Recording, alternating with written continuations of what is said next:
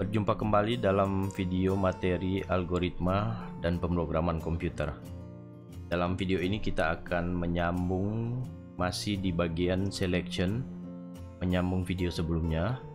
Dan dalam video ini kita akan melihat bagaimana kita melakukan analisa atau identifikasi permasalahan serta menyelesaikan kasus yang kita analisa tersebut.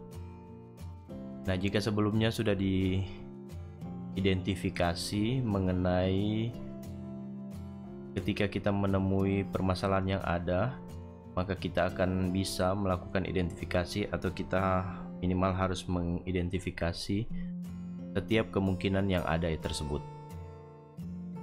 Jadi semua kasus atau alternatif yang mungkin bisa timbul dari penyelesaian permasalahan itu diharapkan kita identifikasi, sehingga nanti akan muncul struktur percabangan yang terkait dengan penyelesaian permasalahan tersebut. Nah, dalam menganalisis sebuah permasalahan, maka seharusnya semua kemungkinan kasus itu harus kita identifikasi dan kita jabarkan secara lengkap. Dalam persoalan dengan satu kasus, maka notasi algoritma dalam hal ini akan menggunakan konstruksi if then, atau dapat dengan kata lain jika dan maka, sehingga nanti bentuknya di dalam notasi algoritma bisa ditulis dengan if kondisi, then aksi, and if. Nanti instruksi ini dapat diartikan bahwa aksi hanya akan dieksekusi atau dilaksanakan apabila kondisi terpenuhi atau bernilai benar atau true. Kita tahu bahwa sebuah kondisi akan memiliki dua kemungkinan saja, yakni bernilai true atau false. Sehingga jika kondisi bernilai salah atau false, yang berarti kondisi tidak terpenuhi, maka tidak ada aksi apapun yang dikerjakan atau dilakukan, sebab komputer tidak membaca apapun perintah yang didefinisikan sebagai instruksi. Kemudian statement and if itu akan ditulis untuk menunjukkan akhir dari struktur if then yang dieksekusi. Ini merupakan contoh permasalahan yang memiliki satu kasus. Ada persoalan di mana diminta untuk membuat algoritma yang menerima input bilangan bulat yang kemudian akan mencetak pesan genap jika bilangan tersebut adalah angka atau bilangan genap. Nah, kita tahu bahwa bilangan genap adalah bilangan yang habis dibagi dengan 2, sehingga sisa pembagiannya sama dengan 0. Oleh karena itu kita perlu membagi data masukan dengan 2. Jadi di dalam notasi algoritma, yang pertama tentu kita akan membaca atau algoritma akan membaca bilangan inputan X tersebut. Jika data masukan habis dibagi dengan 2, kita tahu ada bilangan modulus 2, X modulus 2 itu sama dengan 0, bahwa bilangan apapun yang diinput itu ketika dibagi dengan 2, jika dia 0, maka dengan demikian sistem atau komputer akan menulis genap. Nah, ini merupakan contoh dari kasus atau contoh permasalahan dengan satu buah kasus. Kalau kita perhatikan bahwa tidak ada kemungkinan lain ya, atau jika bilangan tersebut bukan genap, kita tidak diminta untuk melakukan apa-apa. Jadi di sini sistem hanya akan membaca jika bilangan tersebut habis dibagi dengan 2, maka sistem akan mengeksekusi perintah tulis genap. Nah, jika kita coba mentransformasi notasi algoritma tersebut dalam sebuah flowchart, maka kita tahu bahwa sebuah flowchart itu atau diagram alir akan menunjukkan tahapan atau proses berjalan yang terjadi dalam eksekusi sebuah algoritma. Dari flowchart nanti kita bisa identifikasi bahwa diagram alir tersebut akan dimulai dengan membaca bilangan atau inputan bilangan X. Kemudian akan ada proses di mana bilangan X tersebut atau inputan X akan dibagi dengan 2. Sehingga jika bernilai true atau kondisi tersebut terpenuhi, maka sistem akan menulis pernyataan genap. Akan tetapi jika kondisi tersebut tidak memenuhi atau false, maka proses atau eksekusi proses akan diakhiri. Dari contoh sebelumnya sudah kita lihat bahwa konstruksi atau struktur if then hanya menyediakan satu alternatif aksi jika kondisi atau persyaratan yang diminta terpenuhi. Namun dalam banyak permasalahan real, kita akan hadapi bahwa akan ada alternatif aksi jika satu persyaratan atau kondisi tidak terpenuhi atau bernilai false. Sehingga bisa dikatakan bahwa akan terdapat 2 kasus yang salah satu dari kedua kasus tersebut akan dipilih untuk dikerjakan. Notasi algoritma untuk permasalahan dengan 2 buah kasus adalah dengan menggunakan konstruksi if then else, atau dapat diartikan jika, maka, dan jika tidak. Jadi ada notasi algoritma untuk 2 kasus atau lebih. Nanti kita akan memiliki alternatif dengan menggunakan if, then, dan else. Perhatikan bahwa notasi else di sini akan menyatakan ingkaran atau negasi dari kondisi yang disyaratkan. Dari notasi algoritma ini juga bisa kita lihat bahwa aksi 1 ini akan dieksekusi atau akan dikerjakan jika kondisi yang diminta itu terpenuhi. Sebaliknya, jika kondisi ini tidak terpenuhi, maka sistem akan mengeksekusi aksi 2 atau yang ditentukan sebagai aksi 2. Nah, seperti yang disampaikan sebelumnya bahwa kondisi atau notasi else ini itu menyatakan ingkaran atau negasi dari kondisi yang dipersyaratkan di awal itu tidak terpenuhi atau false. Jadi jika kondisi bernilai true, maka aksi 1 akan dilakukan atau akan dieksekusi. Dan tetapi jika kondisi bernilai false, maka aksi 2 yang akan dieksekusi. Nah, ini adalah flowchart dari permasalahan yang memiliki 2 kasus. Kita lihat bahwa akan ada kondisi yang akan ditentukan kasus tersebut bernilai true atau false. Jika kasus tersebut bernilai true, maka akan dilakukan aksi di sebelah kiri ini. Tetapi jika aksi atau kondisi tersebut bernilai false, maka aksi yang kedua akan dieksekusi. Jadi sebelah kiri ini adalah aksi 1, sebelah kanan ini adalah aksi kedua. Ini ada contoh untuk permasalahan yang memiliki 2 kemungkinan atau 2 kasus.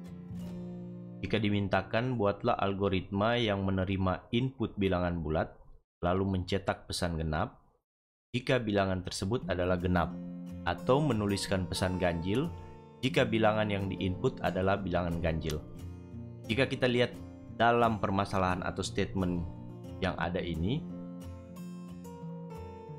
dalam problem ini akan memiliki 2 kemungkinan saja, yakni jika kondisi terpenuhi,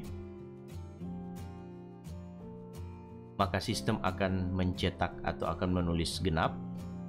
Tapi jika kondisi tidak terpenuhi, atau bilangan yang dimasukkan atau diinput adalah ganjil, maka sistem akan menulis sebagai bilangan ganjil.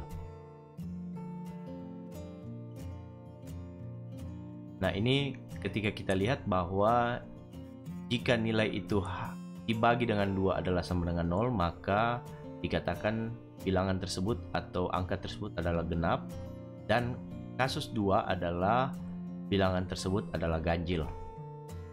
Maka algoritma atau notasi algoritma dapat ditulis dengan jika X dibagi dengan 2 itu sama dengan 0, maka kita akan menulis atau sistem akan menulis genap.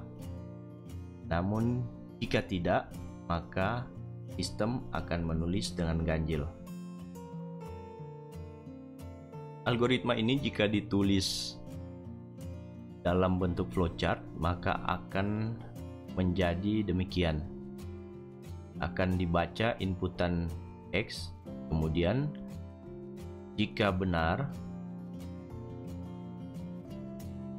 atau dengan kata lain, ketika proses percabangan itu diperiksa kondisi inputan X tersebut dibagi dengan 2 menghasilkan angka 0, maka sistem akan menulis sebagai genap, sebagai bilangan genap. Namun jika kondisi false, maka sistem akan menulis sebagai bilangan ganjil.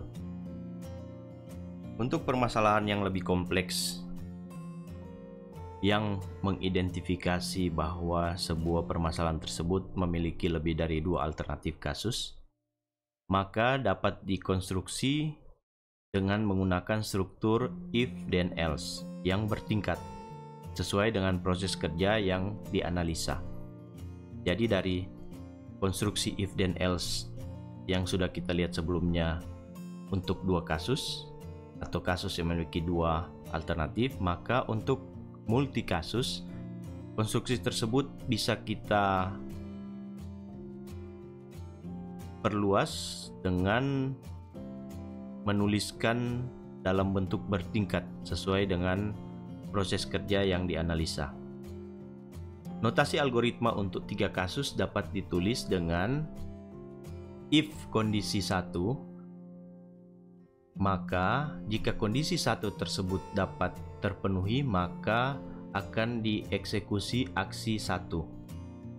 Tetapi jika tidak, maka diperiksa, maka sistem akan memeriksa apakah kondisi 2 itu terpenuhi atau nilai yang dimaksud yang diinput itu memenuhi kondisi 2. Jika memenuhi kondisi 2, maka aksi 2 akan dieksekusi. Akan tetapi jika ternyata nilai yang diinput itu tidak memenuhi kondisi 2, maka sistem atau komputer akan memeriksa kemudian apakah kondisi 3 terpenuhi. Kemudian jika terpenuhi, jika bernilai true, maka aksi 3 akan dieksekusi. Nah, kalau kita perhatikan di sini tidak ada kemungkinan jika kondisi 1, 2, atau 3 itu tidak terpenuhi. Artinya dari 3 kasus yang ada ini, seharusnya nilai inputan itu atau input bilangan yang dimasukkan haruslah memenuhi salah satu dari ketiga kondisi ini. Ini merupakan flowchart dari 3 kasus atau multi kasus ya, yang kita asumsikan tadi. Jadi ketika atau untuk contoh 3 kasus, flowchart yang digambarkan, flowchart ini dapat digambarkan seperti ini ya. Jadi ketika ada percabangan, diperiksa apakah memenuhi kondisi 1. Jika memenuhi, maka aksi 1 ini akan dieksekusi.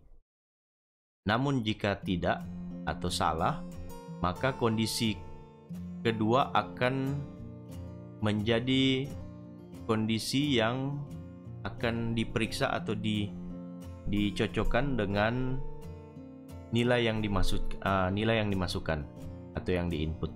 Jika nilai tersebut bernilai true, maka aksi 2 akan dilakukan. Namun jika bernilai false, maka akan dilakukan aksi 3, ya. Jadi hal tersebut atau 3 kondisi ini yang akan, atau 3 aksi ini akan dijalankan di dalam 3 kasus ini. Sehingga jika inputan tidak memenuhi kondisi 1 maupun kondisi 2, maka apapun inputan yang dimasukkan, maka sistem akan menulis sebagai aksi 3. Ini adalah contoh permasalahan untuk 3 kasus atau permasalahan yang memiliki 3 kasus alternatif. Nah, dari contoh ini dapat dilihat bahwa ada permasalahan atau problem yang meminta buatlah algoritma untuk membaca sebuah inputan bilangan bulat. Kemudian nanti akan menuliskan apakah bilangan tersebut bernilai positif, negatif, atau 0. Jadi ada 3 kasus nanti, atau ada 3 alternatif. Yang pertama positif, yang kedua negatif, yang ketiga bernilai 0. Jadi di dalam analisa permasalahan kita bisa dapati bahwa yang pertama kasus 1, yakni tentu saja jika bilangan X atau inputan X tersebut bernilai lebih daripada 0, maka X adalah bilangan positif. Untuk kasus kedua, jika X kurang dari 0, maka X adalah bilangan negatif. Nah, untuk kasus ketiga, yakni di mana bilangan bernilai 0, tentu saja jika X itu sama dengan 0. Nah, sehingga algoritma atau notasi algoritma dapat kita tulis sebagai berikut. Yang pertama, kita atau sistem akan membaca inputan X. Kemudian jika X itu lebih dari 0, maka sistem akan menulis sebagai bilangan positif. Nah, tetapi jika tidak, maka diperiksa kembali. Jika X tersebut kurang dari 0, maka akan ditulis bahwa atau sebagai bilangan negatif. Jika tidak pula, maka akan ditulis kemungkinan ketiga sebagai bilangan 0. Nah, dalam algoritma ini kalau kita lihat, kita tidak memeriksa kasus ketiga, ya, karena tentu saja secara logika, karena jika suatu bilangan bulat bukan positif ataupun bukan negatif, maka bilangan tersebut merupakan bilangan 0. Konstruksi case. Nah, dalam menggambarkan permasalahan pemilihan atau selection yang berisi percabangan kasus, maka konstruksi case akan bisa digunakan untuk menyederhanakan penulisan if, then, else yang bertingkat seperti pada contoh pembahasan sebelumnya. Jadi konstruksi case ini diperkenalkan sebagai konstruksi atau struktur untuk menyederhanakan penulisan algoritma yang menggunakan pendekatan if, then, else tersebut, yang mungkin saja dalam permasalahan yang sangat kompleks atau yang lebih kompleks akan memiliki struktur if, then, else yang bertingkat, sehingga penulisan akan menjadi sangat panjang. Nah, konstruksi case di sini akan diperkenalkan atau bisa menjadi pilihan untuk menyederhanakan penulisan tersebut. Nah, konstruksi case ini dalam notasi algoritmanya dapat ditulis sebagai berikut. Kita gunakan notasi case dengan ekspresi yang bisa mewakili sembarang statement, bisa aritmatika atau boolean, yang nantinya jika nilai ekspresi ini akan diidentifikasi atau akan diperiksa jika nilai ekspresi tersebut cocok dengan nilai 1, maka aksi 1 yang akan dieksekusi. Kemudian Jika tidak, maka diperiksa untuk nilai 2. Jika cocok dengan nilai 2 atau memenuhi nilai 2, maka aksi 2 yang akan dilakukan. Begitu seterusnya sampai jika memenuhi nilai N, maka aksi M yang akan dilakukan. Sehingga jika tidak, maka kita akan menggunakan ekspresi otherwise atau notasi otherwise. Notasi otherwise di sini bersifat opsional. Artinya, jika nilai-nilai di atas tidak memenuhi, maka otherwise ini akan dieksekusi oleh sistem sebagai aksi X. Nah, dalam konstruksi case ini, sistem akan memeriksa apakah nilai dari setiap ekspresi atau nilai dari evaluasi ekspresi tersebut sama dengan salah satu dari nilai ini. Ekspresi di sini akan menunjuk kepada sembarang pernyataan atau variabel, bisa pernyataan atau bisa atau nilai variabel yang menghasilkan suatu nilai atau konstanta. Dalam penulisan algoritma ini, konstruksi case ini akan memeriksa apakah nilai dari ekspresi tersebut akan bernilai sama dengan nilai 1, 2, 3, dan seterusnya, dan nilai N. Konstruksi case ini akan dieksekusi secara sekuensial, dalam artian akan dieksekusi dari penilaian atau dari mencocokkan nilai 1, kemudian setelah itu nilai 2, kemudian dicocokkan dengan nilai 3, dan seterusnya sampai dengan nilai yang terakhir, dalam artian secara runtunan. Jadi bisa saja aksi yang bersesuaian dengan nilai tertentu atau nilai N atau nilai K dapat lebih dari satu. Jadi sebuah nilai K atau nilai N ini bisa memiliki satu aksi, satu atau lebih aksi. Ya. Nah, tinggal nanti kita identifikasi atau kita deklarasikan di dalam pernyataan case tersebut. Demikian materi video kita kali ini yang membahas mengenai metode selection atau pemilihan. Nanti bisa kita praktekkan lebih detail lagi, lebih rinci lagi di dalam bagian praktikum dari mata kuliah algoritma dan pemrograman komputer ini. Nanti dalam materi selanjutnya kita akan membahas mengenai pengulangan atau metode looping. Baik, terima kasih. Sampai berjumpa lagi di dalam materi video selanjutnya.